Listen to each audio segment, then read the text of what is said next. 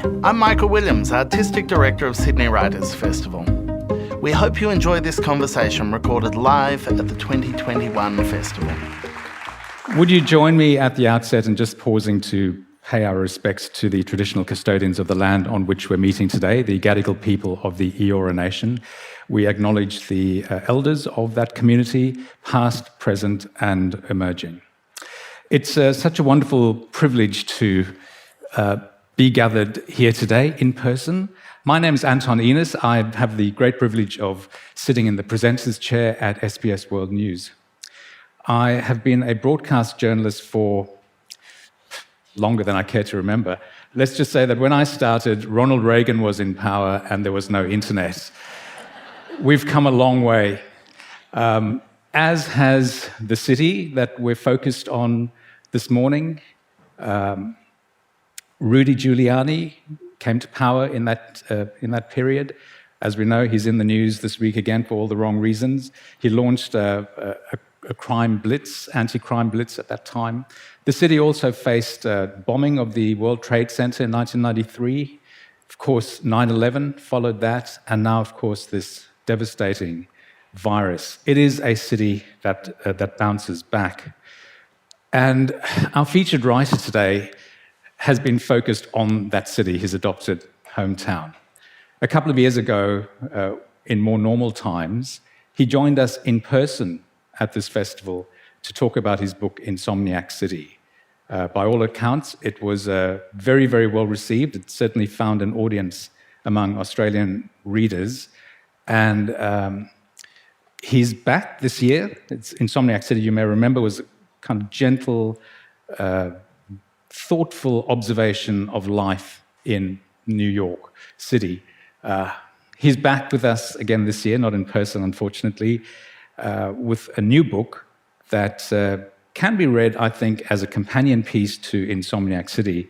It's called How We Live Now, Scenes from the Pandemic, and it, in a way, is a real-time account of being in the middle of one of the virus hotspots.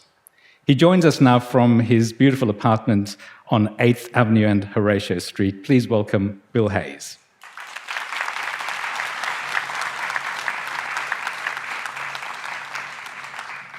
Bill, welcome back to the Sydney Writers' Festival. It's lovely to have you here. Was I right in saying that How We Live Now could be read alongside Insomniac City? And was it always your intention to write a second book along those lines? Absolutely. I think it's a kind of coda to Insomniac City. The two can be read together. But no, absolutely, it wasn't my intention. I didn't expect to write a kind of coda or epilogue or a sequel to Insomniac City. And yet, for those who've read it, some of the characters in Insomniac City also appear in How We Live Now. I'm writing about my own neighborhood, about the West Village, but immersed in the pandemic. And as with the pandemic, which none of us expected, I never expected to write a book about the pandemic in New York City. It came about very serendipitously. It was about mid-March of last year, shortly after the lockdown here in New York City. And it was my very first Zoom call, of all things. I'd never done Zoom before.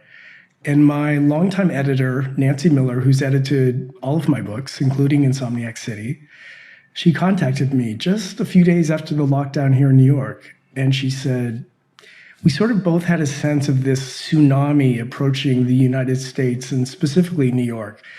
And she said, what would you think of doing a short book of writing and photography about this pandemic, which we're facing? And I immediately said yes. And we deliberately decided to make it a short book of writing and photography. Our idea was to do the first 100 days of the pandemic in New York. In a certain way, we were coming from a kind of optimistic and naive point of view, because at that time, March, April of last year, a year ago, we had this feeling that as horrible as it was, it might be contained by the late summer or fall. And we wanted just to capture a sort of snapshot in time. a time capsule of the first 100 days. So she gave me an incredibly short, quick deadline to write and photograph this book in 2 months.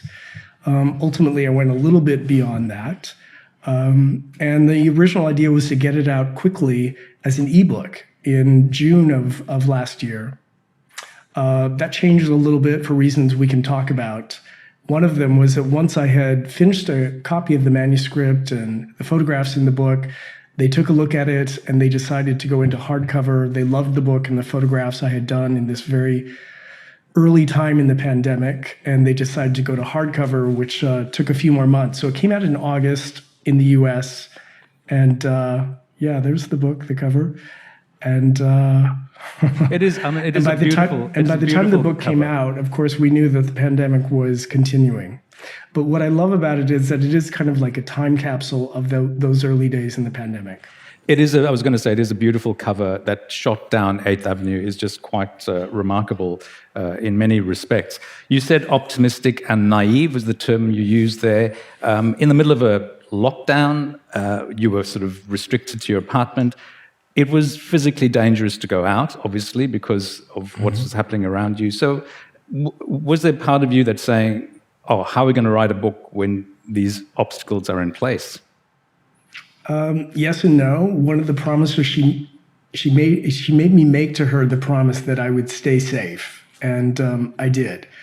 But in some ways, even if I had not published this book, this would have been my practice, writing about what was happening in real time and going out on the streets of New York and taking photographs. This has been my practice since I moved to New York in 2009 at age 48. Which is sort of the subject of my memoir, Insomniac City, which is about my life in New York and my life with Oliver Sacks.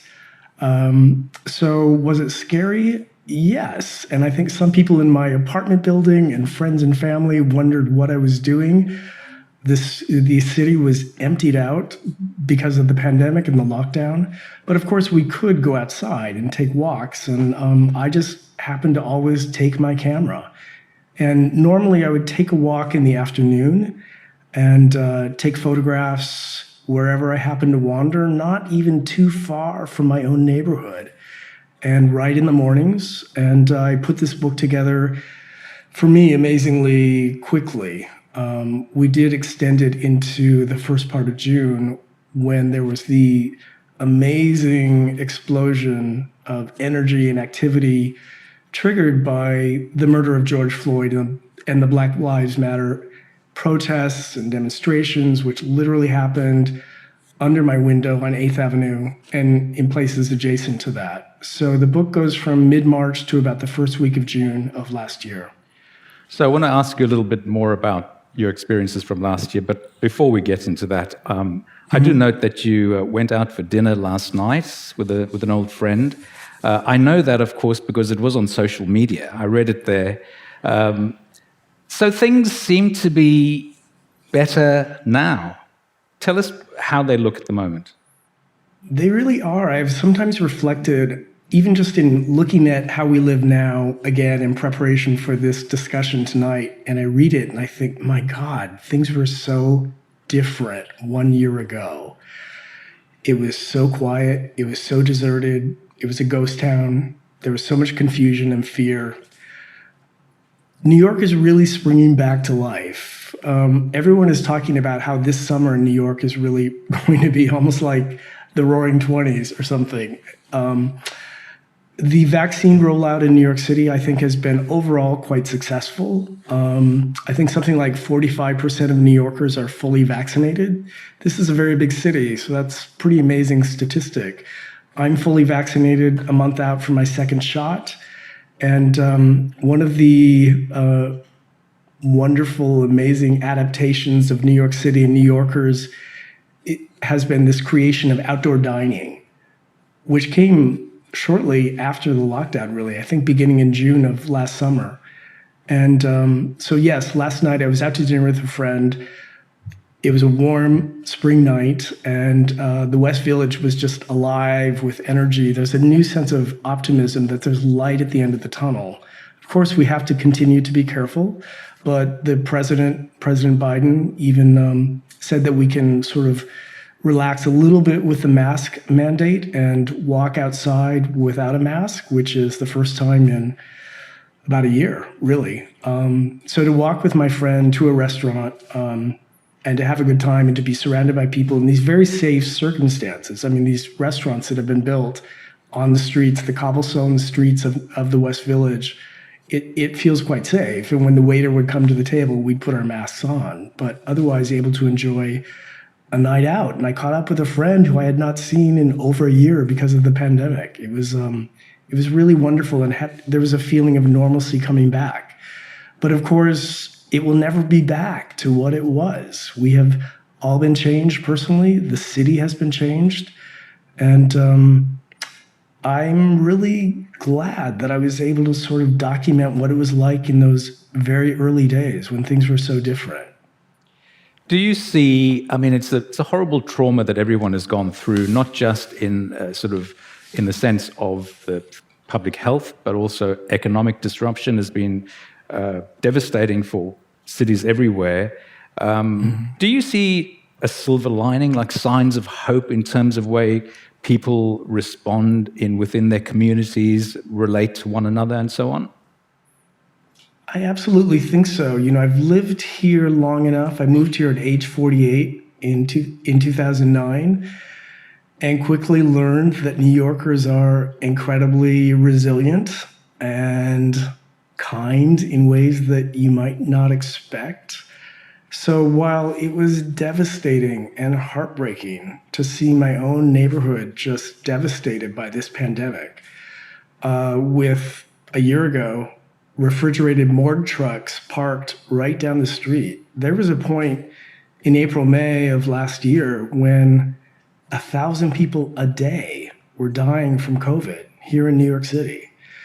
And that has changed. And restaurants and shops and businesses and barbershops, nail salons, you know, parts of my own daily life shut down and closed, many of them. Some of them have survived, and it's wonderful to see them survive. But that has been very heartbreaking. There are shops or businesses I wrote about in How We Live Now that have closed since. There was a favorite Japanese restaurant, and I write about it in the book, and how I had a meal with the chef, or did a takeout order with the chef, and we had a drink at the bar, socially distanced at that time. At that time, you know, we weren't even wearing masks. It was all about cleaning surfaces, washing hands, and being socially distanced.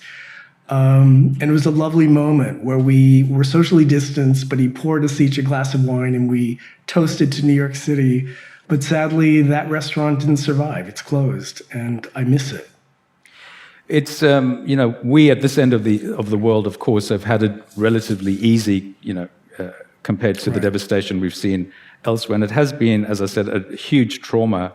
But just going back to maybe the early part of last year, you talk about some people in your building, for instance, and your neighborhood moving out because they may have a house in the Hamptons, or they may have parents somewhere else who can put them up.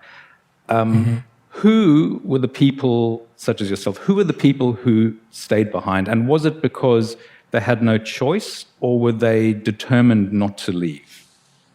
I think it's a little bit of both. You're right that my building, I live in an 18-story building, it completely emptied out.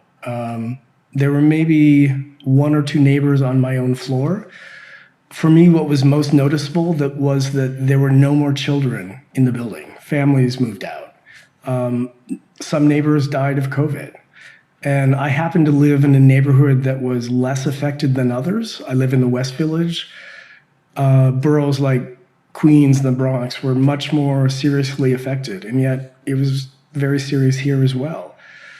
Yes, those who have second homes, whether in the Hamptons or upstate, many of them left. Some of them never came back. They sold their apartments and never came back. But I think there were those, even if they had a second home, they wanted to stay. They wanted to stay and be part of the city. Now, for me personally, I didn't really have a choice. I didn't have anywhere else to go. I stayed here and I isolated or quarantined here. I have not traveled in more than a year and a half. The last trip I took, and it's in the book, was in November 2019 when I went to a film festival for this documentary on my late partner, Oliver Sacks. That was the last time I traveled.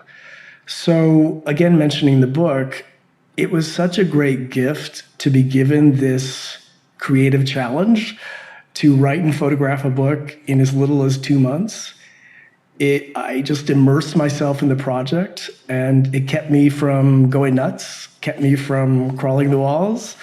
I just worked on it night and day, 7 days a week, until I finished. And it really was kind of a beautiful gift to try to take something that was so terrifying, really, and confusing, especially in the early days, and try to make sense of it. And I wrote and photographed it in real time. And this short book, How We Live Now, is a record of that. Sometimes I have thought about, what if I had been commissioned now, like today, to write a book about the early days of the pandemic, the same assignment, the first 100 days? I'm sure I could not do it. I couldn't remember the details that I got down in this book. I couldn't take the photographs I took that are in this book. A good example is the subway stations. The last time I took a subway, and I remember the date, was March 12th of 2020. And maybe 3 weeks later, by that point I was working on the book, I ventured out to a subway station, which is just 2 blocks away, but I had not been there. And I deliberately went at rush hour, about 5:15, 5:30. I wanted to see what it was like. Oh my God, it was so eerie. This is a subway station that would normally be packed with people, and it was empty. I counted 3 people, other than just ticket operators in their booths. It was just empty. And I went down the stairs to where the trains are, the subway trains, and there was a train idling, ready to go. Subways were still moving during the day. And ventured into the subway train, a little bit nervous, and it was completely empty. And I took a photograph really fast, a little bit afraid that the doors might close and that would take me off and I would disappear from the face of the earth, I think. But I took photos and then got out of there as quick as I could, and then went to another subway station and found the same thing.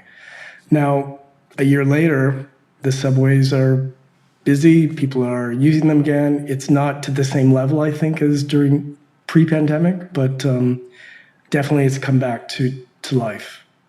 Well, I think the other thing that comes through quite strongly about writing in real time is just how visceral and how raw and how immediate those responses are when you see things on the street. The other thing you've been working on, of course, is what I can only describe as a list of frustration, the things you can't do and the things that, when was the last time I did? And then there's a whole list of stuff like swimming, walking on a crowded sidewalk, seeing your friends in person, sex, riding on the subway, right, etc.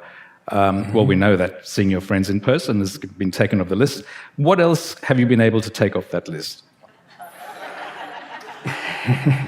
I looked at that list before this interview. There are many things I still have not been able to do, but and I'm so glad I made that list, because it was just very impulsive, like realizing all these things that are part of my everyday life a year ago that suddenly were impossible.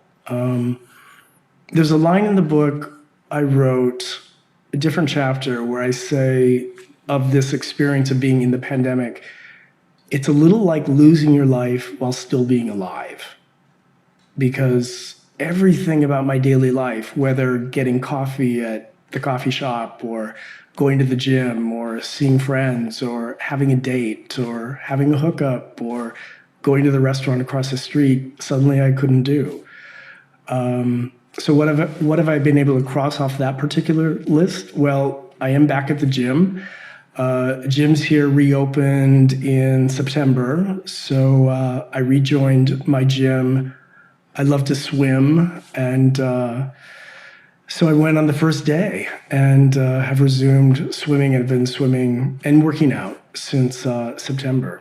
And it felt like a great gift to have that back after not being able to work out and swim, something as simple as that, because it was someplace else to go. During the pandemic, we were all just stuck in our apartments, and it was just nice to have someplace else to go. You couldn't go to a movie theater, you couldn't go to a play, you couldn't go to a museum, all those things. But going swimming during the pandemic, even to this day, is completely different than it used to be. There are, as there should be, there are health restrictions. You have to fill out a daily health declaration form. You have to wear a mask, of course. You have to wear a mask until you get into the pool. You put it into a plastic bag. They take your temperature and so on. One of the very few upsides, I will say, of the pandemic is that now you can only swim in your own lane. So those of you who swim Sounds like heaven. That it's kind of a luxury to have your own lane while swimming. You don't have to share it with another person. You don't have to circle swim. And I think those days are short-lived. Pretty soon we'll be back to sharing lanes at the swimming pool, and that will, of course, signal a certain return to normalcy. Of course, it's a book not just of words, it's a book of pictures as well. All of your own photographs, of course. Most of them are faces, and as you see, a lot of emotion on those faces. But for me, I thought the most devastating one was, the one that's on the cover, 8th Avenue, and you contrast a shot you took in December 2019 with April 2020. Just tell us about those two shots and what we're seeing in them. Well, first of all, both of those shots were taken from this apartment from which I'm talking to you right now. So I wish I could show you, but the window's right to my left. I have a great view of 8th Avenue going from here, 13th Street, all the way to Central Park. And normally that avenue was filled with cars. And even when I was with Oliver, because this apartment was Oliver Sacks's apartment, I now live here, we used to love to see that sea of red lights going all the way to Central Park South at rush hour, complete traffic jam. It doesn't maybe sound like something that would be beautiful, but it was beautiful. All these red brake lights and red traffic lights. So I took a photo in December 2019 and then took another photo. I think the date is sometime in April of 2020 during the daytime when 8th Avenue was completely empty, deserted. So deserted that skateboarders had taken over 8th Avenue and couples were walking hand in hand down the street. And I wanted to show and share with the reader that contrast and how things had changed. And one thing we haven't really talked about in this book, How We Live Now, is that it's not only about my experience in real time during the pandemic, but I decided kind of intuitively, it wasn't a mandate from my editor or publisher, to weave into the book both stories and photographs from before the pandemic. So there's a handful of photographs and stories that come into the book from before the pandemic. I felt intuitively it was important to give the reader a sense of what we lost so fast and how one's life can change overnight, without expectation. I had the sense right away that the New York that I had fallen in love with, the New York that I wrote about in Insomniac City, was very quickly disappearing. And so there's a bit of a sense of nostalgia and a bit of a sense of a love letter to New York City in those photos and stories, contrasted with the experience of the pandemic. Bill, I want to ask you some more about the photographs, and I think we've got some to show in a moment. But I also wanted to ask you just a little bit about what you're feeling and what others around you are feeling about this pandemic and how we got to this point. We can all remember, of course, that the man who used to occupy the White House, a born and bred New Yorker, said on the 25th of February 2020, this is the exact quote, the 15 cases in the US within a couple of days going to be down to close to zero. Yeah. That was in February last year. With almost 590,000 now dead, including 32,000 in New York, those words seem to me to take on quite a sort of chilling and unhinged quality for someone like yourself at the heart of this unfolding catastrophe. What are the emotions that have come to mind for you in thinking about how the US responded to this pandemic?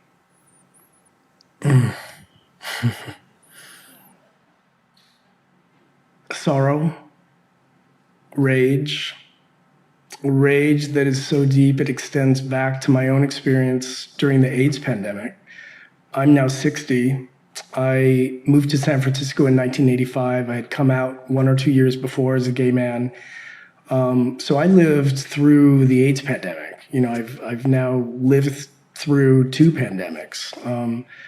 I was reminded so much of the AIDS pandemic and the denial and discrimination and homophobia that existed during the Reagan era. It reminded me of that, although there are lots of differences between these 2 pandemics, as there are differences between the viruses.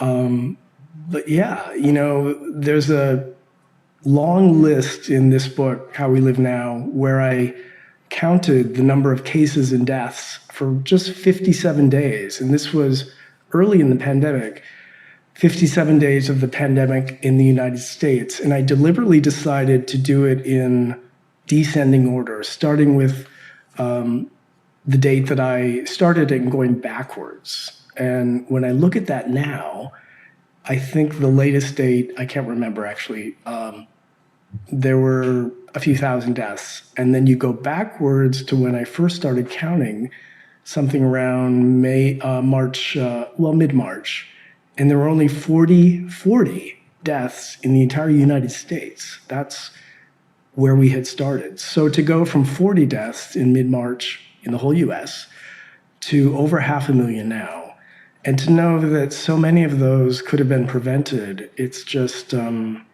so tragic and so enraging. And to have lived through that, and as I said, experienced it in a really visceral way, not only among my friends and neighbors and strangers on the street, because I was certainly meeting lots of strangers on the street, but also just to see those refrigerated morgue trucks parked at the hospital a couple blocks away. It was very chilling and did bring back, in certain ways, reminders of the AIDS pandemic. If it was bizarre for us to see 8th Avenue completely deserted in New York City, I mean, it's unthinkable, then it's also completely weird for us at this end of the world to see doctors and nurses pleading on social media because they're so exhausted, they don't have enough PPE, they cannot cope any longer. It must be difficult sometimes, Bill, I suppose, to imagine this is happening in your country. Yeah, absolutely. Thank God that we have President Biden. That was, I'll never forget that day when finally in November, that election was secured, finalized, announced. I can't tell you what that was like here in the West Village. I happened to be outside walking and I heard this great explosion of noise. It was daytime. I remember it was a sunny day and I heard someone scream and I turned and then someone yelled, Biden has won. And there was such great joy and relief and the streets filled with people and music and dancing. And I went to Washington Square Park and there was just such a feeling of relief that Trump was gone. It took a while, as you all know, to get that in place, which is another story. But there was a feeling that Biden was going to help in a way that Trump never did. It's interesting that this week the president addressed a joint session of Congress on 100 Days in Office. Didn't mention the name of his predecessor, by the way, but also used the phrase, America is on the move again, which I thought was quite amusing, because that is, of course, almost the exact title of Oliver Sacks's fantastic memoir. We'll talk about that in a moment, but let's just go back to the photographs and how you obtain the photographs. Do you just kind of walk around with your camera hanging around your neck and you're looking for something interesting? And if so, what is the kind of thing that catches your eye? Yeah, I moved to New York, as I've told you, in 2009. I was a writer. I'd published 3 books. I'd always wanted to live here.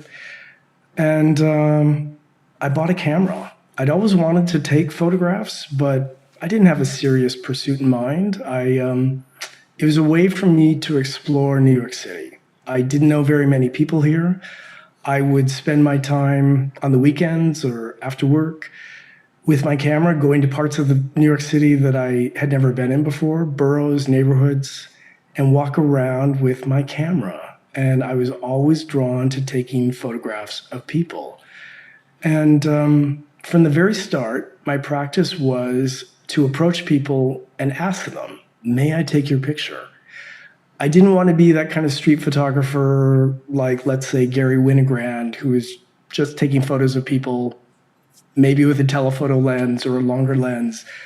I'm just not that kind of photographer, not that kind of guy, even though I love that kind of photography as well. And so my practice has always been to approach people and to say, may I take your picture? So the pictures become kind of on-the-spot portraits. What catches my eye? It's hard to explain. What I can tell you is when I see a photograph or when I see someone or a couple or a family or a group that I want to photograph, it's almost like I see the photograph in my mind immediately and have this feeling like I have to take that picture. But at the same time, knowing like I have to ask that person if I can do this. And over the years, I've gained that sort of confidence or thick skin that I can do it. And because I certainly got, over all these years, plenty of no's, plenty of like, why the hell would you want to take my photograph? But then mysteriously, magically, people often said, yes, sure, you can take my picture. I don't think it conforms to certain criteria. I mean, it's all different people, situations. What I can say is that 10 or more years of experience of doing street photography in New York, which is captured in my book Insomniac City and my volume How New York Breaks Your Heart, it really prepared me for this book and for the experience of having to go out in the middle of a pandemic and quickly get pictures of people on the street or in the subway stations. You know, I'd had so much experience doing it at that point. I was just ready. Ready aesthetically, ready technically, ready emotionally.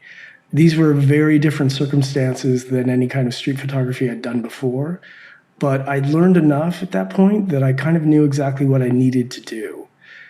In the end, I think we have 32 or 33 photographs in How We Live Now. But I think it will tell you something about my street photography, that in that period of 100 days, I just looked before our interview, I probably took about 600 or 700 photographs.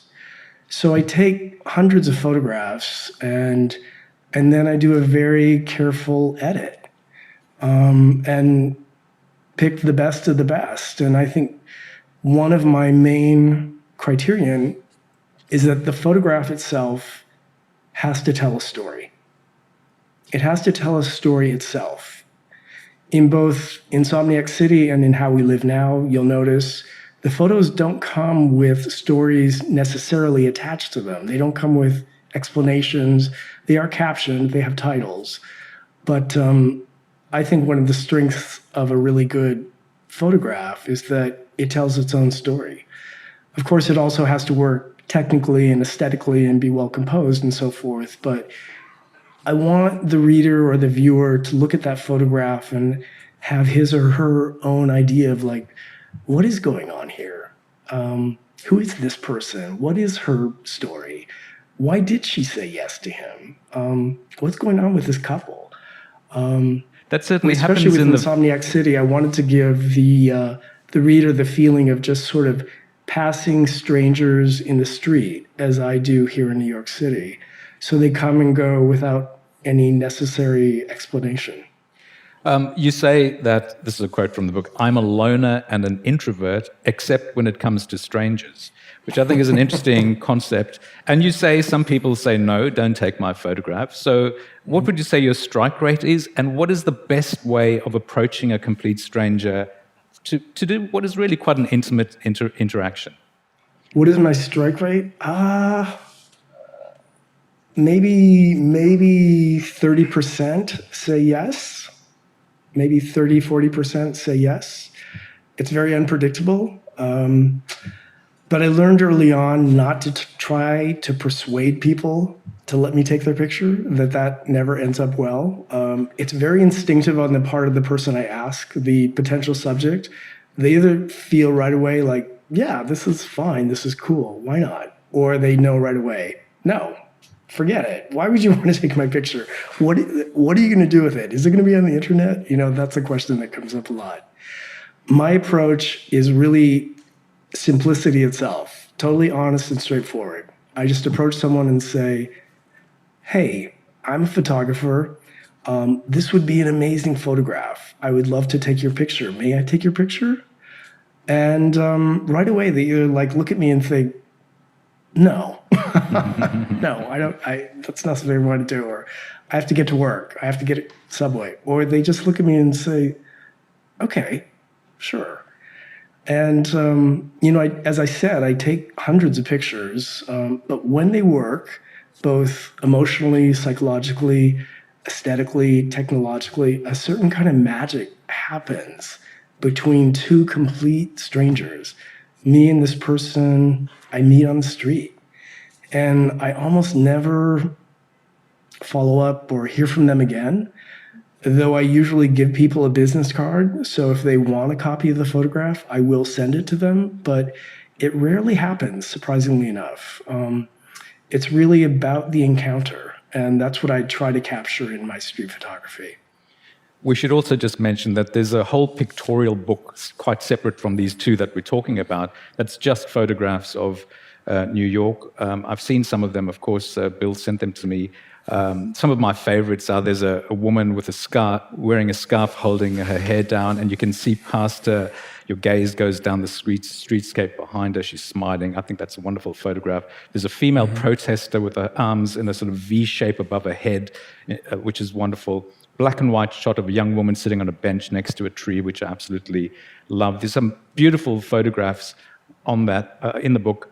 But also, some of the stories that go with those photographs, I think, kind of just grabbed my attention as well. And there was one which I think was actually from Insomniac City, but I think to me, it's all kind of part of the same whole. It's about an older woman who you photograph, and then she invites you to offers to paint your portrait. Can you just briefly tell us, I thought it was a wonderful, wonderful story. Just tell us about what that encounter was like. Ilona. Ilona is a very tiny, beautiful, elderly woman. She is still alive. She is 100 years old. And she lived in my neighborhood in the West Village. She no longer lives here. She now lives in Provincetown, where she's sort of looked over by friends. But I still am in touch with her. Anyway, the first time I spotted her was in a park very near where I live. And she was sitting on a park bench wearing this fabulous outfit. It was kind of a fluorescent green and turquoise, obviously very carefully selected and dressed. And she had bright orange hair. But the thing that was so remarkable and fantastic about Ilona, and I could see it even from feet of, several yards away, was that she had these very long, bright orange eyelashes. And as I later learned, she made the eyelashes, these false eyelashes, out of her own hair. And it was kind of her signature. They're so long that you can't help but notice them. They're like butterflies on her eyelids. So that day when I saw her in the park, I approached her. I did my shtick, which I just told you about. I'm a photographer. You're fantastic. May I take your picture? And she just sat up and said, absolutely. And I took a bunch of photos and we started chatting and we just had an immediate rapport. That was that for that moment. It was sort of like many of my encounters with strangers on the streets of New York. Fast forward maybe 6 weeks later, and I saw her again, and I took her photo again. And that time I said, you know, Ilona, I made prints of the photos from the first time I took your picture. Let me run home and get a copy of the print. I'll bring it back to you. So she waited. I brought her a print. I was happy to give it to her. She loved it. And later that day, or that night, I think, I was here in Oliver's apartment, I remember. She called me and said, Billy, I have a gift for you, and I want you to come to my apartment, which happened to be actually very close to where I live. Can you come tomorrow at, let's say it was 2:00? And I said, well, Ilona, it's not necessary. Happy to give you that print. And no, she insisted. Billy, I want to give you a gift. So I went to her little apartment, tiny studio here in the Village. I climbed the 3 flights, which she used to climb every day at age 95 at that time, and sat down. And her gift was she wanted to do a drawing. And at first I thought she would do a drawing of my whole face or a portrait. But no, she wanted just to do a drawing of one of my eyes. And this was something she had done only with certain people that she loved and cared about or had some rapport with. And I was quite surprised. You're going to draw my eye? Just one? And she said, oh, yes. Oh, yes. And so within the space of an hour, I sat there and we chatted, and she drew my eye. And when she presented it to me, or before she presented it to me, I wondered, you know, is this going to be accurate? Is it going to be, what's it going to be like? And it was amazingly accurate. I could have looked at it and not known it. It looked exactly like one of my eyes. And somehow it said that one part of my anatomy said something about all of me. And also as a photographer, I just thought it was such a beautiful gesture because I use my eye to see someone like her. And she gave it to me as a gift. We then toasted with some vodka. She was Russian born. And we've been in touch ever since. And as I said, she's now 100 years old, and we're still in touch. I'll tell her that you asked about her. That is a wonderful story. I'm just watching the time, Bill. Unfortunately, it's getting away from us. But I really wanted to just touch briefly on 2 characters we meet in both books. Ali from the convenience store and Rahim, who's pushing the shopping carts around. They're not they are sort of chance encounters initially, but they don't just kind of disappear after you've kind of interacted with them. There's kind of a lasting connection there. What characterizes that? Why have you kind of, if not become friends, but at least become closer? I just saw Ali last night. He's back at the smoke shop. Ali got COVID, which was very terrifying. I'm very close to him. In some ways, the two of us could not be more different. Ali is Muslim, lives in Queens, he's married. In some ways, we could not have less in common. I called him the mayor of 8th Avenue. There's something about his presence. We're both New Yorkers through and through, and survivors through and through. And similarly with Rahim, who's a homeless man who I've known on the streets for years. Just seen him around. He had this unusual caravan of shopping carts with which he would collect plastic bottles and glass recyclables, which is how he made money to live on. But he always lived on the street. He never wanted to do homeless shelters. So I was concerned about him when the pandemic hit, and I did see him and photographed him. He's in the book, and we have an encounter. He's a beautiful, gentle soul. He's a survivor. We have nice chats, and I'm so glad I captured him in the book, although I have to say, sadly, I have not seen Rahim probably since the fall. So I don't know what has happened. I'm sad to think about what may have happened, but I do not know. With Ali, I'm glad to say he recovered from COVID. He is back at the smoke shop. He is as much of a character as you'll find in Insomniac City, and just a beautiful, beautiful soul and such a character. He's like my, he's sort of like my conscience on my shoulder, telling me what to do. He's, very straight talking. So yeah, he's an important part of my life, and in both books, as he said. Bill, it's interesting that Sydney Writers Festival matched the two of us together because there's some similarities. We were born in the same year. We happen to be the same height, I've checked, and we both have had the great fortune to have remarkable partners.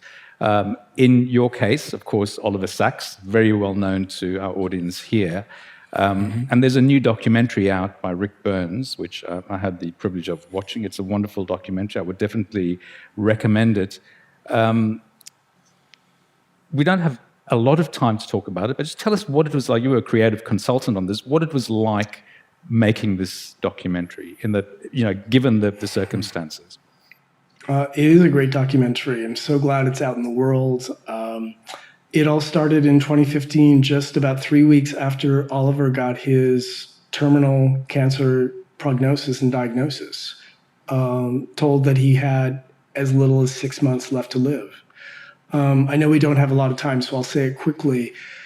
Through a series of sort of serendipitous turns, within 2 weeks of that prognosis and diagnosis, a documentary film crew came to this apartment where I am now and filmed Oliver for a marathon week of filming, interviews, conversation, Oliver reading from his autobiography On the Move. It was only 1 week because the following week he had to have surgery for his cancer. They did film him once or twice again before he died, and then spent the next about 5 years putting together this really beautiful, incredible, honest documentary about the life of Oliver Sacks. It's called Oliver Sacks, His Own Life. He never saw any of the footage. He put his complete trust into the filmmaker, Rick Burns. And I'm so pleased that it's out in the world and that people can really get to know the Oliver that I knew, especially the Oliver in the last year of his life, which was simply remarkable. The man faced his death with so much courage and clarity. Clarity is the best word.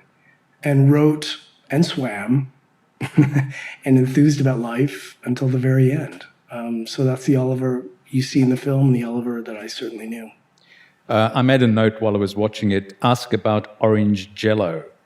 We can't really talk about that because I think people need to kind of discover that for themselves. But maybe I could ask you to say what that very revelatory moment says about the sort of cheeky character of Oliver. Well, Oliver is known, rightfully so, as being a very shy, brilliant genius. And he was indeed very shy, but he also had a very cheeky, provocative side to him. So he tells a story. I'm not going to tell it now, but it's sort of typical of Oliver that he would tell this cheeky, provocative story, knowing he was being a little bit naughty and knowing that it would probably end up in the film. And it's a fun highlight of the movie. The movie is by no means all gloomy and sad. There are lots of fascinating and funny parts to the movie as well, and it covers his entire career as a neurologist and as a writer. What certainly comes through, Bill, is that it's a beautiful love story, not just in the documentary, but I think also in Insomniac City, we get a very, very strong sense of the relationship between the two of you.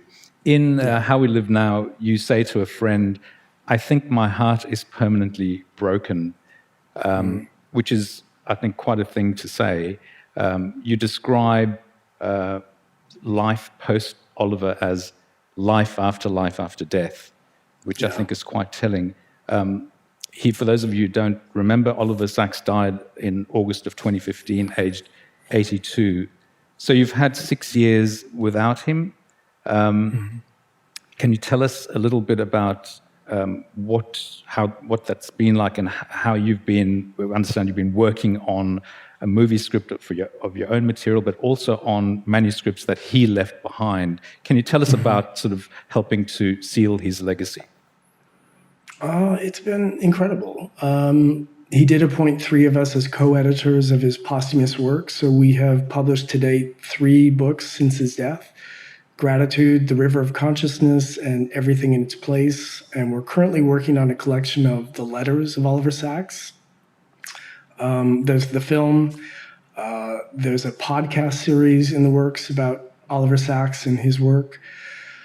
You know, the weird thing is, I suppose, that in certain ways, it's almost like I've gotten to know him even better or in different ways since his death, partly because I've just gotten such a deep sense of how Oliver and his work and his writing and his work as a neurologist have touched so many people around the world. I get messages all the time from people and families grateful for what Dr. Sacks did for them through his writing. So there's so much love for him. It's true, I did write that line about having a permanently broken heart. I've lost now 2 partners. My partner Steve also died. But there is just so much love for Oliver, and at this distance, for me as well. I'm just so delighted that we can continue his legacy. And I think people will be reading Oliver Sacks's work 100 years beyond my own lifetime. I think it's work for the ages. So a lot of sadness, obviously, Bill, with as you described it, but also a lot of joy. You also tell us more recently of walking into a bar on Christopher Street and meeting someone dressed in a Santa Claus hat. Tell us a bit more about that. Yeah, that was very unexpected. There's a little bit of a romance woven into how we live now. I met someone Christmas Day or Christmas night, 2019, and it was a kind of love at first sight kind of experience. And woven into the book How We Live Now is how we navigated the pandemic together, and a little bit of the aftermath. And it wasn't my plan or expected that I would write about this, but again, I was writing in real time. So it was what was happening in my life. And it reflected how we were all living in this pandemic. So yeah, we're still very close. And in fact, I just saw him shortly before this interview. We had some dinner. Jesse. Very nice. Nice to meet Jesse. I think he features in one of the photographs, which was quite revealing. And am I right in reading this in that the list I said earlier about the list of frustrating things you haven't been able to do in 2020, that Jesse also features quite strongly on that list? Yeah, I think that's quite accurate, actually. Well, Bill, I think Australians have a real affinity with New York City. We certainly look forward to the day that we can visit again and that you can be with us at this festival again in person. So thanks very, very much for talking to us today. Thank you for having me. Thank you for listening. If you enjoyed this podcast, please subscribe to and rate our channel wherever you listen to your podcasts.